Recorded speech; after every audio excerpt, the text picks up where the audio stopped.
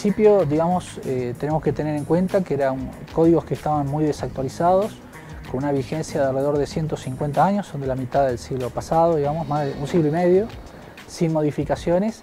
en el cual lo que trata esta capacitación en sí a los profesionales es ir viendo los principales cambios que fueron surgiendo tanto en la parte civil como en la parte económica, que puede tener incidencias, digamos, en el desarrollo de la profesión, ¿no? del graduado en Ciencias Económicas. Algunas de las modificaciones,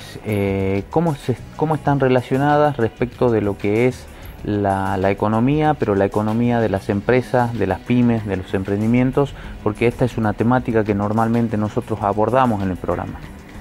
Bien, en sí hay que remitirse más a la parte comercial del código, en ese caso, en donde tiene reformas directas a la ley de sociedades comerciales y se modifican las formas asociativas, en ese caso. Por un lado, los contratos asociativos se hacen más flexibles, por un lado, y por otro lado se modifican las sociedades en cuanto a su tipificación. Aquellas que no cumplan, digamos, con los requisitos legales, va a haber una forma jurídica nueva y desaparece la sociedad de hecho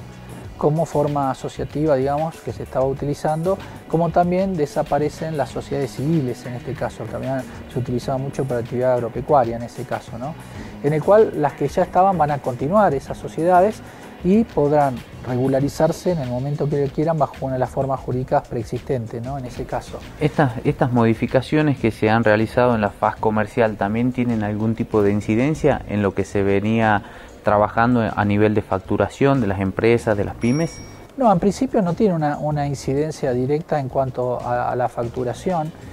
Sí, tal vez en cuanto a algunas cargas que establece el código, o al no clasificar, digamos, en forma clara y precisa, por ejemplo, el hecho de que personas tienen que llevar contabilidad, por ejemplo. Están muy claro las personas jurídicas, pero después habla de aquellos que ejercen una actividad económicamente organizada,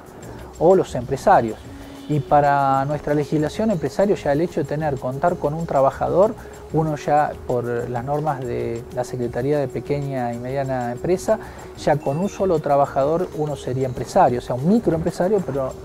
no dejaría de ser un empresario. Lo cual el hecho de llevar contabilidad le podría generar una carga importante respecto a el costo que le podría llevar en ese caso, cuando la finalidad tal vez, o por el giro, digamos, de la explotación, no sería conveniente que lo haga. El código sí establece que las distintas jurisdicciones locales, las provincias, podrán establecer, de acuerdo a su giro de explotación, si tienen que o no llevar contabilidad. Pero bueno, va a ser complicado porque cada jurisdicción, a través de su Secretaría de Hacienda, tendrá que hacer un informe y evaluar y sacar una normativa respecto de que estén obligados. Lo ideal hubiera sido que quede claro, en forma precisa, dentro del código, y eso, bueno, es algo que está pendiente, digamos. Por último, y para ir culminando la entrevista, ¿qué modificaciones han sufrido la figura de lo que es el fideicomiso? Con respecto al fideicomiso, primero se tiene que escribir en un registro, que en principio sería el registro, quien lleve el registro público, lo que era el registro público de comercio, que ahí en el código también hay otra falencia en el cual se olvidaron la creación del registro, se deroga el código comercial, digamos, deja de existir la figura de comerciante matriculado, el acto de comercio, se le cambia el nombre a las sociedades, la ley de sociedades comerciales pasa a llamarse Ley General de Sociedades, y se olvidan de crear el registro público de comercio reemplazado por otro organismo en ese caso, ¿no? Bueno, en esos casos el fideicomiso tiene que escribirse en un registro, a crearse, que en este caso la mayoría de las jurisdicciones lo va a hacer a través del registro público de comercio, donde va a escribir el fideicomiso y el resto de los contratos asociativos. Llámese unión transitoria, que era la anterior unión transitoria de empresa, que se escindió de la ley de sociedades, al igual que el contrato de colaboración empresaria, se le saca la palabra empresas, el consorcio de cooperación y también las sociedades accidentales o en participación, que en este caso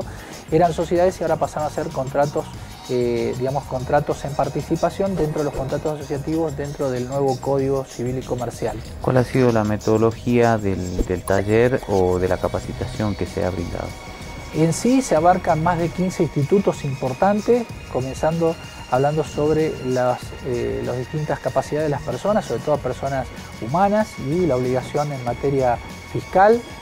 con respecto a los distintos atributos que tiene, y también a las personas jurídicas, empezando por los entes sin fin de lucro, luego viendo las distintas obligaciones que hay como en el tema de, en qué casos pueden formar, cómo se conforman las personas jurídicas y cómo queda regulado ahora a través de la reforma del Código en la Ley de Sociedades Comerciales, en ese caso.